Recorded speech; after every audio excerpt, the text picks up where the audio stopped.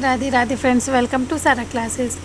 आज हम लोग स्टडी कर रहे हैं साइंस एनसीईआरटी क्लास 9th का chapter 4 the structure of an atom के बारे में।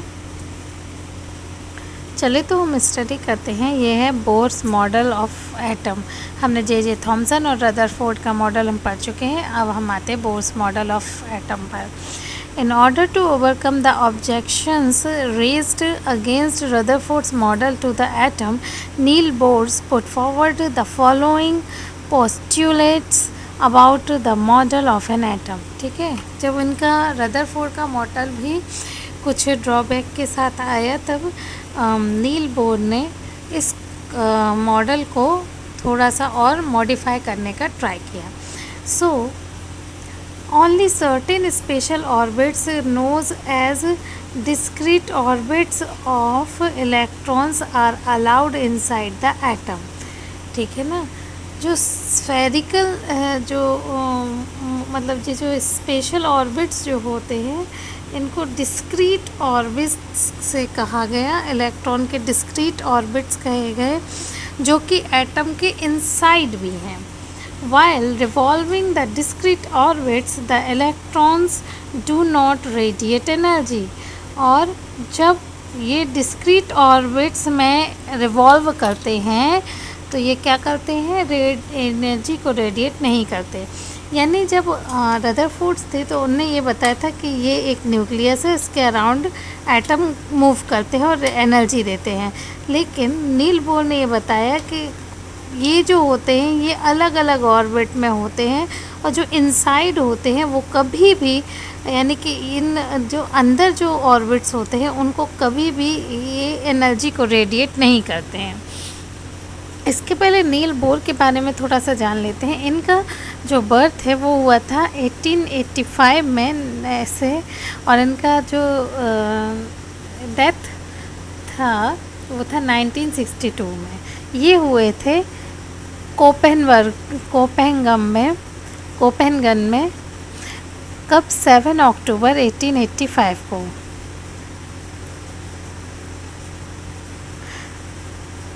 He was appointed professor of physics in Copenhagen University in 1916। ये एज अ फिजिक्स के प्रोफेसर अपॉइंट हुए थे कोपेनहेगन में यूनिवर्सिटी में 1916 में। उन्हें नोबेल प्राइज़ भी मिला अपने वर्क के लिए जो इन्होंने बताया था, क्या, स्ट्रक्चर ऑफ एटम में 1922 में। Among professor Bohr's numerous writing 3 appearing as books are. ठीक है ना, तो इन्होंने राइटिंग भी की। कौन कौन सी बुक थी? The theory of spectra and atomic constitution, atomic theory and the description of nature. इन्होंने 3 बुक्स भी लिखी थी। ये देखिए, ये है स्ट्रक्चर ऑफ एटम। जो नील बोलते उन्होंने बस न्यूक्लियस और एक ऑर्बिट के बारे में बताया था। जो रदरफोर्ड थे उन्होंने न्यूक्लियस और एक ऑर्बिट के बारे में बताया था।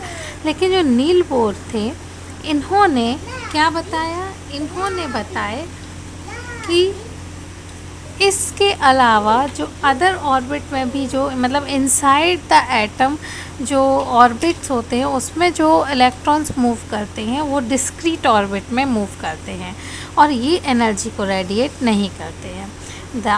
दीज ऑर्बिट्स और shells are called energy levels. इनको एनर्जी लेवल्स कहा जाता है और एनर्जी लेवल को इस तरह से शो किया गया। देख लीजिए ध्यान से। सबसे पहले न्यूक्लियस के बाद जो फर्स्ट सेल है ये होता है के शेल। उसके बाद इसमें जो एन होता है 1, फिर यानी कि शेल नंबर 1 होता है। इसमें एक शेल होगा, इसमें 2 शेल होंगे, इसमें 3 शेल होंगे, इसमें 4 शेल होंगे। ठीक है, एल शेल, के बाद एल शेल, फिर एम शेल और फिर एन शेल। उसी अकॉर्डिंग के का number of shells 1, L number of shells 2, M number of shells 3 and N number of shells 4। ठीक है, a few energy levels in an atom, यही energy levels को इसमें बताया गया है. These orbits or shells are represented by the letters K, L, M, N or the numbers n is equal to 1, 2, 3, 4 and ठीक है. तो इनके नंबर ऑफ सेल्स को इन्होंने 1, 2, 3, 4 से बताया है और इनको रिप्रेजेंट किया है K, L, M, N से. ठीक है. तो ये था Bohr's model of atom. Next class में हम लोग स्टडी करेंगे न्यूट्रॉन्स के बारे में. तब तक के लिए यदि आपको क्लास पसंद आई हो तो please like share and subscribe my channel. Thank you once again. Radhe Radhe.